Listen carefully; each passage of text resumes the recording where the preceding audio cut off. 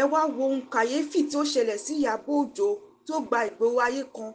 Kí ni ohun tó ṣẹlẹ̀ gan-an? Ẹ jókòó ẹ gbọ́ ìròyìn náà lẹ́kùnrẹ́rẹ́.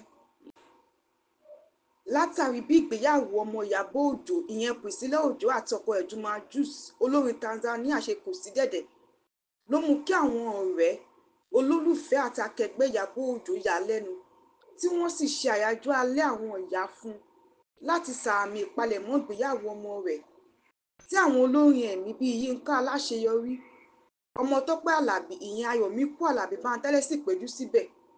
Àwọn òṣèré tíátà bíi Tóyìn Abraham, Mercy Aigbe, Táyọ̀ Sìndòdó àti àwọn òṣèré míì wà níkàlẹ̀ pẹ̀lú. Níbẹ̀ náà ni Ìyábọ̀ Òjó àtàwọn tó péjú síbẹ̀ sì ti ń gbàdúrà tí wọ́n sì ń fi ọjọ́ náà sọ́wọ́ Ọlọ́run. Ọmọ ọkọ Ìyábọ̀ Òjó ti ṣàpèjúwe Ìyábọ̀ Òjó gẹ́gẹ́ bí ìyá sí gbogbo ènìyàn tí ó sì jẹ́ pé ó ti ràn òun lọ́wọ́ lọ́pọ̀lọpọ̀ ìgbà àti pé kò kọ̀ láti fojú bàbá òun wí màbo tó bá fi àwọn ṣeré. Ó máa ń wà lẹ́yìn àwọn ní gbogbo ìgbà ó sì máa ń jà fáwọn àti wípé òun nífẹ̀ẹ́ gan-an ni. Ẹ̀gbọ́n ọkọ ìyàwó ìyẹn tí ń jẹ́ Fatima ti balẹ̀ sí orílẹ̀-èdè Nàìjíríà fún ìpalẹ̀mọ́ ìgbéyàwó náà tó máa wáyé lọ́sẹ̀ tó ń bọ̀.